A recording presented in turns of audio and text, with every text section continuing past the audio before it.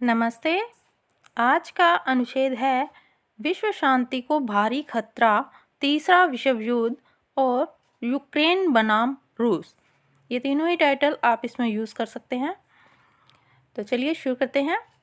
सन 1939 से सन 1945 तक लगातार 6 वर्षों तक चले दूसरे विश्व युद्ध को आज भी लोग नहीं भूले हैं।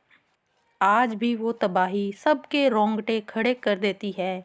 आज 2022 में फिर से विश्व युद्ध का खतरा बढ़ गया है। यूक्रेन और रूस आमने सामने है। यूक्रेन जो सन 1991 तक रूस का ही हिस्सा था, आज उसका रूस से विवाद है। यह विवाद सन 2013 में शुरू हुआ था। तब यूक्रेन के राष्ट्रपति, जिन्हें रूस के हाथों की कठपुतली भी कहा जाता था, विक्टर यानुकोविच को भारी विरोध के कारण यूक्रेन को छोड़ना पड़ा था। यह 2014 के समय की बात है। रूस इस बात से नाराज हो गया और उसने यूक्रेन के दक्षिण में स्थित क्रीमिया पर कब्जा कर लिया और वहां के अलगाववादियों को अपना समर्थन दे दिया। इसी समर्थन के कारण अलगाववादियों ने यूक्रेन के पूर्वी हिस्से का एक बड़ा भाग कब्जा कर लिया। तब से दोनों ही देशों में तनातनी चल रही है। इस सारे तनाव का कारण रूस के गैस भंडार भी है। रूस के गैस भंडार की पाइपलाइन यूक्रेन से होकर दूसरे यूरोपीय देशों में पहुंचती है। इसके लिए रूस प्रति वर्ष यूक्रेन को लगभग 35 या 33 बिलियन डॉलर ट्रांजिट फीस के रूप में देता है। 2014 में जब यूक्रेन से संबंध बिगड़े तो रूस में उसे आर्थिक रूप से कमज़ोर करने के लिए एक अन्य परियोजना शुरू की, जिसका नाम नॉर्ड स्ट्रीम 2 गैस पाइपलाइन रखा। यह एक अत्यंत खर्चीली व महत्वाकांक्षी परियोजना थी। इस परियोजना के पूरे होने पर रूस यूक्रेन को दरकिनार करके सीधे जर्मनी तक अपनी गैस भेज सकता है। दूसरी तरफ अमेरिका को यह नहीं पसंद आया कि रूस कम खर्च पर यूरोपीय देशों को गैस मुहैया करवा रहा है, क्योंकि इससे अमेरिका की कंपनियों को हानि का सामना करना पड़ रहा था। इसलिए अमेरिका भी अपने हितों को साधने के लिए इस परियोजना का विरोध कर रहा था।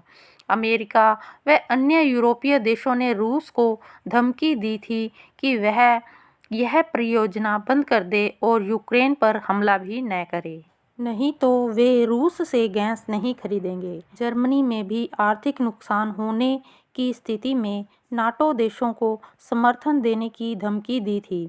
इस तरफ रूस भी यूक्रेन को लगातार धमका रहा था, जिसके चलते यूक्रेन भी नाटो देशों के साथ शामिल होना चाहता है। नाटो संधि के अनुसार संगठन के किसी सदस्य देश पर तीसरे देश द्वारा हमला करने पर सभी सदस्य देश उसका मुकाबला करने के लिए वचनबद्ध हैं।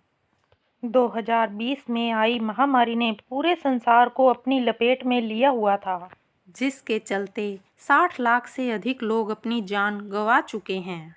अब यदि यह युद्ध होता है, पूरे विश्व शांति को खतरा है।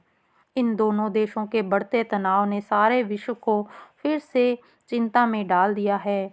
15 फरवरी 2022 तक रूसी सेना ने यूक्रेन को तीनों तरफ से घेर लिया था। रूस को रोकने के लिए अमेरिका, इंग्लैंड, कनाडा ने भारी मात्रा में हथियार व सैन्य सामग्री यूक्रेन में भेज दी है। 16 फरवरी 2022 को खतरा टलता नजर आ रहा था, परंतु 17 फरवरी को बड़ी संख्या में रूसी सेनाएं आगे बढ़ने लगी। बड़ी संख्या में लड़ाकू हेलीकॉप्टर एवं बख्तरबंद गाड़ियां भी वहां पर आ गई। इंग्लैंड ने इस कार्रवाई से नाराज होकर रूस के सबसे अमीर वासियों की संपत्ति जब्त कर ली, उनके बैंक खाते सील कर दिए। अमेरिका समेत कई देशों ने रूस पर प्रतिबंध लगा दिए हैं। इंग्लैंड के अनुसार रूस सबसे बड़े बम, फादर ऑफ ऑल बम्स का इस्तेमाल कर सकता है। यह बम द्वितीय विश्व युद्ध के दौरान गिराए गए बम से 10 गुना अधिक शक्तिशाली है। अभी औपचारिक रूप से युद्ध की घोषणा नहीं हुई है, लेकिन 23 फरवरी 2022 तक 2 सैनिक मारे गए व 12 अन्य लोग घायल हैं, ऐसा यूक्रेन ने कहा है।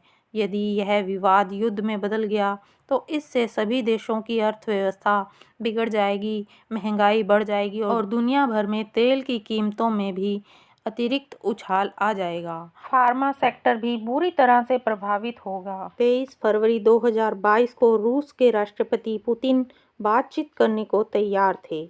अगले 24 घंटों में क्या हो जाए कुछ भी कहना मुश्किल है। यह युद्ध विश्व शांति के लिए एक बड़ा खतरा है। सभी देशों को बातचीत से हल निकालना चाहिए। तो ये था रूस बनाम यूक्रेन या तीसरा विश्व युद्ध, कुछ भी इसे आप टाइटल दे सकते हैं। तो अगर आपको ये वीडियो अच्छी लगी तो इसे लाइक कीजिए, शेयर कीजिए, मेरे चैनल को सब्सक्राइब कीजिए और पास में लगे बेल आइकन को भी ज़रूर दबा दीजिए ताकि मेरे आने वाली सभी वीडियोस की नोटिफिकेशन आपको मिल जाए। धन्यवाद।